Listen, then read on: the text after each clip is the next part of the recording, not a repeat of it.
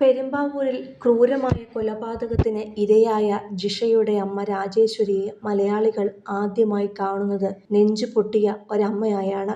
പിന്നീടങ്ങോട്ട് അവരുടെ കണ്ണീരിനും സങ്കടത്തിനുമൊപ്പമായിരുന്നു മലയാളികൾ മുഴുവൻ. അവർക്ക് ആശ്വാസമേകാൻ ലോകമെമ്പാടുമുള്ള മലയാളികൾ കാരുണ്യഹസ്തമൊഴുക്കിയപ്പോൾ ലക്ഷക്കണക്കിന് രൂപയാണ് അവരുടെ പേരിൽ ബാങ്ക് അക്കൗണ്ടിലേക്ക് എത്തിയത്.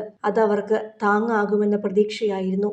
പിന്നാലെ അടച്ചുറപ്പില്ലാത്ത വീടിന് പകരം നല്ലൊരു വീടും ജീവിക്കാനുള്ള സാമ്പത്തിക ചുറ്റുപാടും ജിഷയുടെ ചേച്ചി ദീപയ്ക്ക് ഒരു ജോലിയുമെല്ലാം ഉണ്ടായി. എന്നാൽ ആരൊക്കെയോ ആ അമ്മയെ മുതലെടുത്തു. അങ്ങനെ സ്വന്തമായി കിട്ടിയ ആ വീട്ടിൽ നിന്നും പടിയിറങ്ങേണ്ടി വന്ന അമ്മ ഒരു വേള പരിഹാസ കഥാപാത്രമായി പോലും സോഷ്യൽ മീഡിയയിൽ മാറിയിരുന്നു. എന്നാൽ അധികം വൈകാതെ അവരുടെ ജീവിതം വീണ്ടും കണ്ണീർ കയത്തിലാവുകയായിരുന്നു. ഒരു വേള മാനസിക നില പോലും തെറ്റിയിരിക്കുകയാണോ എന്ന അവസ്ഥയിലാണ് പലപ്പോഴും നാട്ടുകാർ അവരെ കണ്ടത്. ലോട്ടറി വിൽപ്പനക്കാരിയായും മറ്റും ബസ് സ്റ്റാൻഡുകളിൽ അവർ അലഞ്ഞു നടന്നു. രാത്രിയും പകലുമില്ലാതെയായിരുന്നു ആ അലച്ചിൽ.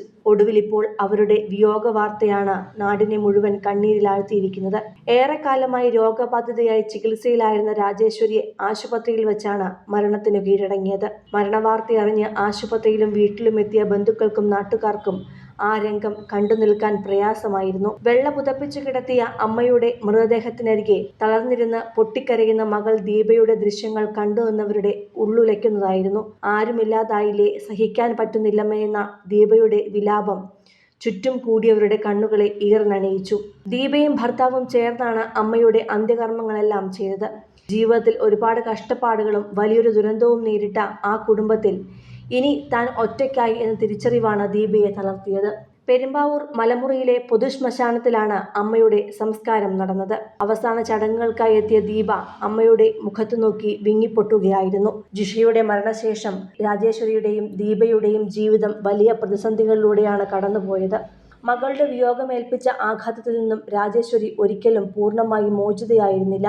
ആ സ്മരണകൾ ബാക്കിവെച്ച് രാജേശ്വരി യാത്രയാകുമ്പോൾ മകൾ ദീപയ്ക്ക് അത് താങ്ങാവുന്നതിലും അപ്പുറമായിരുന്നു. ചുറ്റുമുള്ളവർ ആശ്വസിപ്പിക്കുവാൻ ശ്രമിക്കുന്നുണ്ടായിരുന്നുവെങ്കിലും അമ്മയുടെ വിയോഗം ദീപയെ മാനസികമായി തകർത്തു കളഞ്ഞിട്ടുണ്ട്.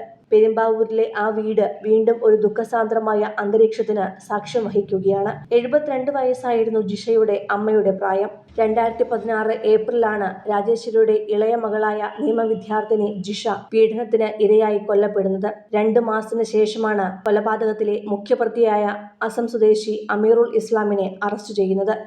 2016 സെപ്റ്റംബറിൽ കുറ്റപത്രം സമർപ്പിച്ച ഈ കേസിൽ 2017 ഡിസംബർ 14-ന് എറണാകുളം പ്രിൻസിപ്പൽ സെഷൻസ് കോടതി പ്രതിക്ക് വധശിക്ഷ വിധിക്കുകയായിരുന്നു.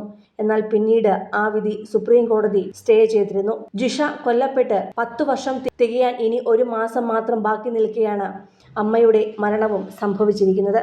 സിനിമ, ഫാഷൻ, ലൈഫ് സ്റ്റൈൽ വാർത്തകൾക്കായി മലയാളി ലൈഫ് സബ്സ്ക്രൈബ് ചെയ്യൂ. ലേറ്റസ്റ്റ് അപ്ഡേറ്റ്സിനായി ബെൽ ബട്ടണും അമർത്തുക.